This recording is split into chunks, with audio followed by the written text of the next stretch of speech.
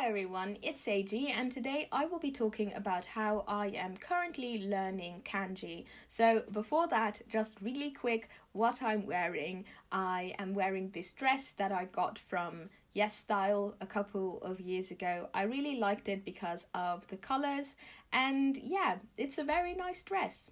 Okay, let's start. So the first thing that I wanted to talk about was just really how I try to familiarize myself with new kanji. I have a couple of ways of doing so. The first one is flashcards. These were the flashcards that I used right before I stopped learning Japanese like 1 or 2 years ago. So they're from White Rabbit and I've already shown them before. So basically how these work is that you have the kanji here and then you have two characters that look similar to it. And then here below you have the stroke order. And then at the side you have different character combinations. And so at the back you have all the pronunciations and basically the structure of the kanji. As you can see here, you have the top and the bottom. And the top is field and the bottom is the kanji for strength. Is that correct? Yes, strength. And here below you have the translation and pronunciation of the character combination. So that's how these work. I have like a fast way of going through them and a slow way. So the fast one is basically for me to just look at the kanji and look at the back for the English translation. And then with the slow one, I just look at the character combinations, the stroke orders, the similarities, etc. So I just really go through the entire card. Now these I got from White Rabbit and they're still available, but I think that these cards are nice, but they are rather pricey. I got about 300 for 29 euros or so. So you have two other sets that are more advanced and also more expensive. I think one is like 50 something euros and the other is like 60, but I personally don't feel it's necessary to get the extra two for myself just because I feel that there are cheaper alternatives. If you're still interested, I will leave a link to their website so that you can check it out for yourself. Anyway, another way that I try to familiarize with kanji is just by watching Japanese TV, and I do so mainly via Netflix because they have Japanese subtitles. So it's really nice to watch something that you really enjoy and at the same time you get to learn as well. Now if you don't have a Netflix account, I do have a free alternative for you. On YouTube you have quite a lot of cartoon channels and these come in various languages. I found 3 that feature cartoons in Japanese. So those are Warner Brothers, DC Kids and DC Superhero Girls.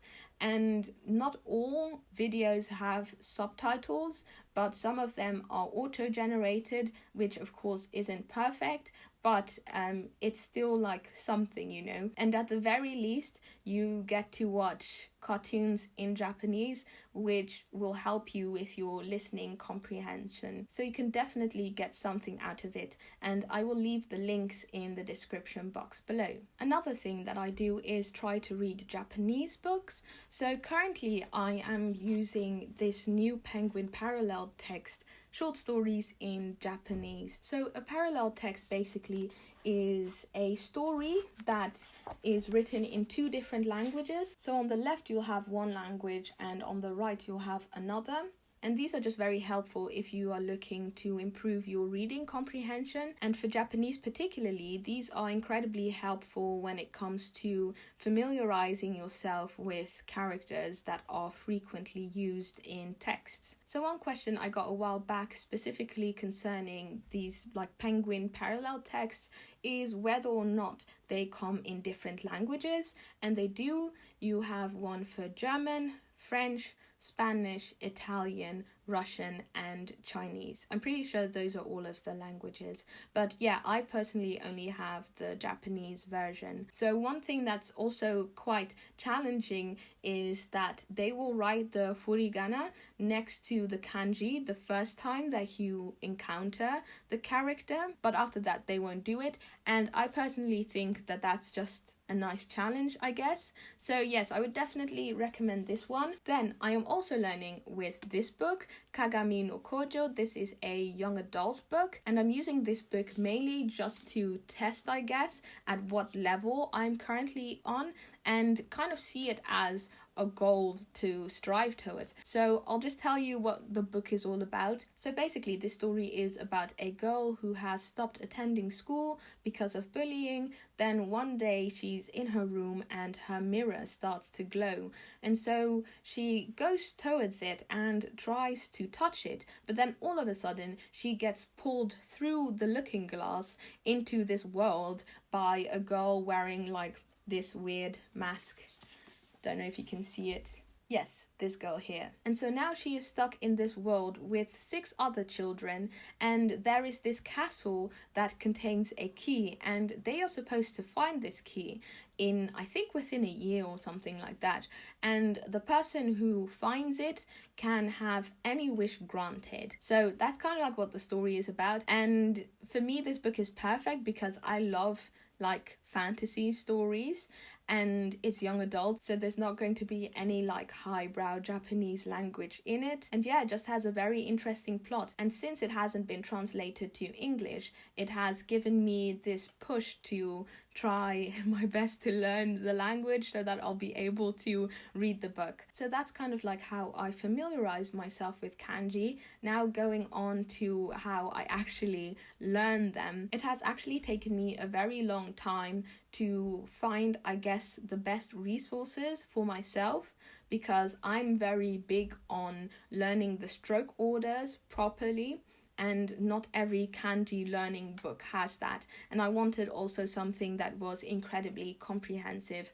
And the best thing that I've found thus far, and that I'm pretty sure I'll be using until like I've completely mastered the language, is this dictionary. It's the Kodansha Kanji Learner's Dictionary, revised and expanded. So the thing that's very nice about this dictionary is that it contains about 3002 characters, and you really just need 1,000 to get to level N1, which is like the highest proficiency with the JLPT. What I really like about this one is its setup. So it is structured in a very nice way, in the sense that kanjis are ordered by their structures. So for those who don't know, Japanese characters can have different types of base structures. So for instance, you have some characters that consist of 2 pieces next to each other. Others have 1 piece at the top and 1 at the bottom. You have characters that are solid pieces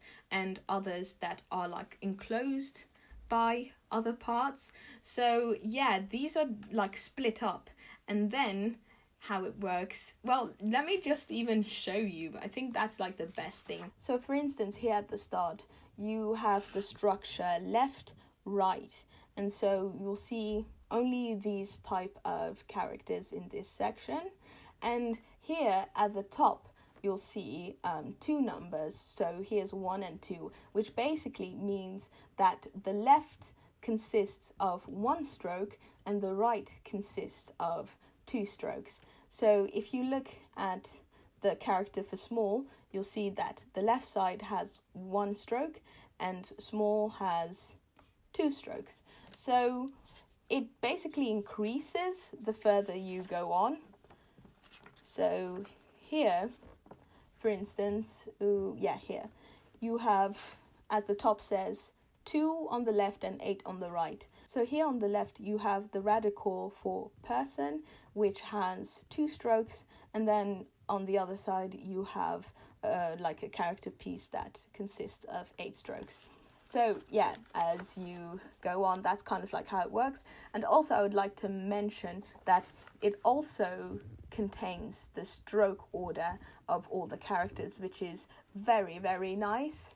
And also like different meanings, like character combinations, just like with the flashcards. So here you have characters with a top and bottom. So here you have this one that has like the number here says 2 characters on the top, and then 1, 2, 3 at the bottom. Then another section which has the enclosed characters.